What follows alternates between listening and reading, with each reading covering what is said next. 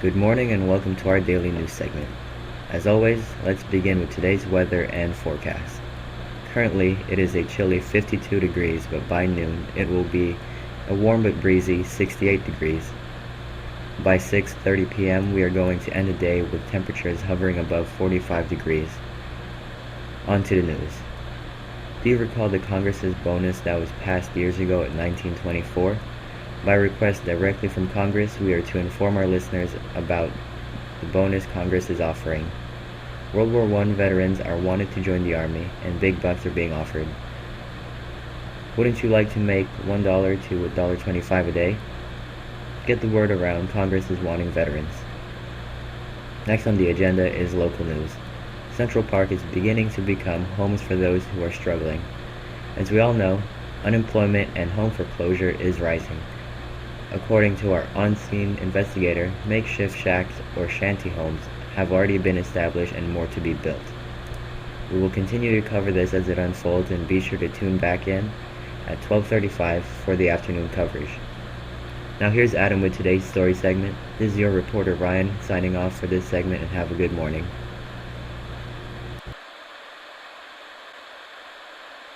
Here's Adam with his story segment. Babe the Bambino Ruth is nothing short of a miracle of a baseball player, and he proved that during our World Series of 1932. Babe Ruth landed a shot that could be seen for miles. He nailed a home run during the 5th inning of Game 3. Ruth made a pointing gesture towards the center field bleachers to show that he would hit a home run there. On his next pitch, he nailed a 500 homer past the stadium into the streets. It was confirmed by Babe Ruth. He said, quote, "Well, I looked down the center field and I pointed. I said, I'm going to hit the next pitch ball right past the flagpole. Well, the good Lord must have been with me." End quote. He had called the shot before hitting the baseball. There are some men that may say that he didn't call the shot, but don't let those twits fool you, folks. They're nuts. This is a sight to be seen and a sure landmark in baseball history.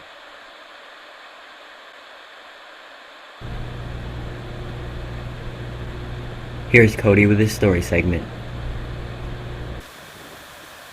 There's a dust bowl occurring and farmers are packing small and light so they can head west.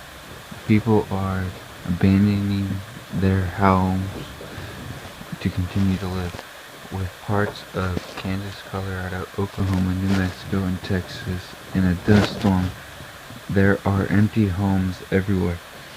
Sean O'Sullivan hops on a empty boxcar. When he got on the train, it was dark. He then lit a match and discovered that he wasn't alone. Sean's eyes wandered the boxcar. He seen dozens of families, but he was in danger because he could feel angry eyes looking at him. Convicts joined him on this train. He heard a man say, "Look here, fellas, fresh meat." Other men pounded their fists. Sean suddenly felt nervous and scared. Sweat started to drip because of all the body heat. Sean said, "I'm not looking for trouble." One of the convicts replied, "Well, trouble found you." The convicts started to approach Sean. He slowly backed up into one of the corners. Out of nowhere, a female voice echoed through the car. "Stop! Leave him alone." The convicts began to scatter. Suddenly, the boxcar started to screech. They arrived in California. Sean turned to the female and said, "Thank you for stepping in. My name is Sean O'Sullivan." The unknown female replied, "You're welcome. My name is Ruth Anderson." This is where their relationship began.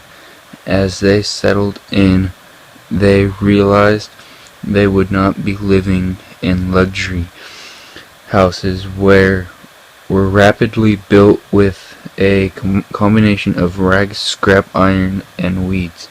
The toilets were side by side, preventing privacy from different sexes. Sean and Ruth were exhausted. They needed sleep. They noticed they only had one quilt and a piece of canvas for bedding. Ruth heard a rumble. was coming from Sean's stomach. "We need to eat," Ruth said, with worry. She pointed at a pile of rotten fruit in the middle of the shack. Sean grabbed a half-eaten apple and bit into it. After feasting on rotten fruit, they fell asleep on a heap of trash. Tomorrow is a new day. What will happen to Ruth and Sean? And here's Chessa with fashion. Good morning, dolls and Joes. Chelsea here with the latest fashion trends. Do you me? Hasn't fashion changed tremendously since the last decade? From the roaring 20s, optimistic look worn by women with short, bobbed hair and flattened, boyish silhouette to today's much more elegant and slender look. The new trends are reintroducing a much conservative style with the natural waistline and longer knee dusters for women. It's as cute as a bug's ear if you ask me. Hollywood movie stars such as the beautiful Lucille Ball and Katharine Hepburn have made such a huge influence on today's long, sleek, and sophisticated style. Hollywood's golden girl, Katharine Ball, seems to have made a huge impact on hair and makeup today.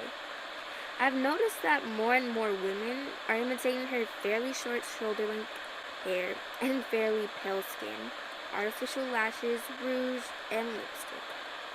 Just like it, babes, your Joe's fashion trends in this decade is long and sleek. For both men and women, muted and deep colors and fabric with abstract or geometric patterns are very popular right now. Men's suits create an image of a sort of large torso, and I've heard that double-breasted suits recently gained tons of popularity. And for university men, as I should say, blazers are gaining popularity as well. Well, this is enough about fashion today, so enjoy the rest of your day, and I'll see y'all tomorrow.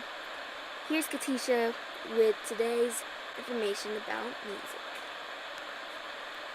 I hope all you dolls and joes, cats and alligators and jelly beans are having a spectacular day today. There's a snatchy show waiting for all you tenors out there. We have a sneak peek to play for y'all that's gonna blow your wig off by the one and only Duke Ellington, called It Don't Mean a Thing.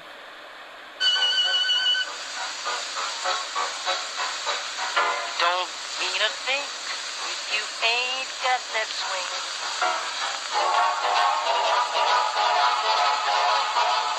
It don't mean a thing, all you gotta do is swing.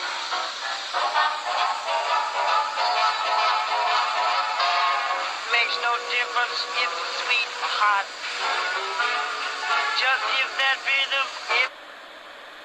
That was It Don't Mean a Thing by Duke Ellington. Going on down to the record store and buy his platter for only 35 cents.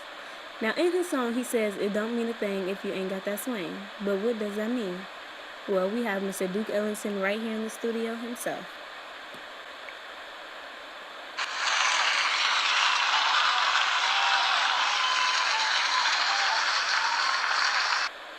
Thank you. It's quite kippy to be here. Mr. Ellington, in your song you said it don't mean a thing if you ain't got that swing. What exactly does that mean?